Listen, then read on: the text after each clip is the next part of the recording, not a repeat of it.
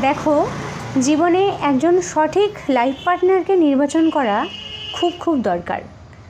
শুধু life partner নির্বাচন করলে হবে না, একজন সঠিক ও ভালো জীবনসঙ্গী বা জীবনসঙ্গিনীকে নির্বাচন করতে হবে। কারণ এরকম অনেক মানুষ রয়েছেন যারা জীবনে সঠিক লাইফ পার্টনারকে নির্বাচন করতে পারেননি বলে তাদের পুরো জীবনটাই কিন্তু বিষাক্ত হয়ে দাঁড়িয়েছে, তারা কিন্তু সুখী হতে পারেননি। তাই তোমাকে সঠিক লাইফ পার্টনার নির্বাচন করতে হবে। আর সেটা কিভাবে করবে চলো তাহলে বলি। দেখো, একটা সময় থেকে একটা সময় পর্যন্ত তোমার মা বাবা তোমাকে দেখভাল করবে, বড় করে তুলবেন, তোমার কেয়ার করবেন, সব ঠিক আছে। কিন্তু তারপর তো তারাই তোমার উপর ডিপেন্ড হয়ে পড়বে। তারপর তারাই চাইবে তুমি একটু তাদের পাশে থাকো, তাদেরকে সাপোর্ট করো, তাদেরকে দেখভাল করো, তাদের কেয়ার করো। তাই ওই সময়টা কিন্তু তোমাকেই তাদের পাশে থাকতে হবে।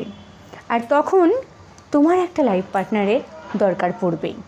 প্রত্যেকটি মানুষেরই একটা সময়ে পার্টনারের কিন্তু দরকার পড়ে, সেটা জীবনসঙ্গী হোক বা জীবনসঙ্গিনী হোক। তো সঠিক লাইফ পার্টনারকে কিভাবে চুজ করবে? দেখো, আমরা কিন্তু এই ভুলগুলো করে বসি।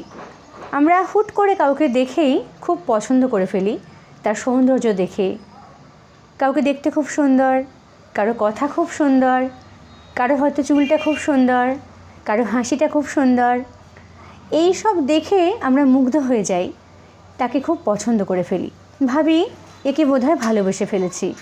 দেখো, মানুষের সৌন্দর্য দেখে তো আর পুরোপুরি তাকে ভালোবাসা যায় না। মানুষটির সাথে একটু মেলামেশা করতে হয়, তাকে একটু বুঝতে হয়।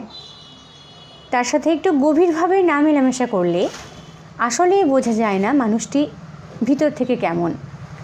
তো মানুষকে নির্বাচন করতে হলে তার সাথে একটু মেলামেশা করতে হবে। মানুষটি আসলেই কি ভালো নাকি টক্সিক, এই টক্সিক মানুষগুলোর পাল্লায় তুমি যদি পড়ো তাহলে কিন্তু তুমি একেবারে ফেঁসে যাবে, তোমার লাইফটা কিন্তু বিষাক্ত হয়ে দাঁড়াবে।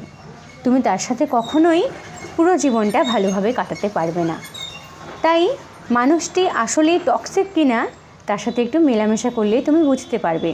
যেমন ধরো, সে কি মিথ্যা কথা বলছে, বারংবার সে মিথ্যা বলছে কিনা, তোমার থেকে কিছু লুকিয়ে চুরিয়ে যাচ্ছে কিনা, তোমাকে বারংবার সন্দেহ করছে কিনা। মানুষটি যদি ভালো মনের হয় সে অবশ্যই তোমাকে সত্যি কথা বলবে, তোমার থেকে কোনো কিছু লুকিয়ে চুরিয়ে যাবে না।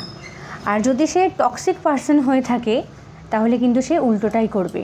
তো এইভাবেই তুমি তাকে নির্বাচন করতে পারো, সে কি আসলেই ভালো মনের মানুষ নাকি একজন টক্সিক পার্সন। তো এইভাবে সঠিক লাইফ পার্টনারকে তুমি নির্বাচন করতে পারবে। এবার বলি, দেখো, মানুষের সৌন্দর্য দেখেই কিন্তু কিছু হয় না। আগে মানুষটিকে ভালো মনের কিনা সেইভাবে নির্বাচন করতে শেখো। কারণ একজন ভালো মানুষের সাথেই তুমি কিন্তু সুখী হতে পারবে, একজন সুন্দর দেখতে মানুষের সাথে নয়।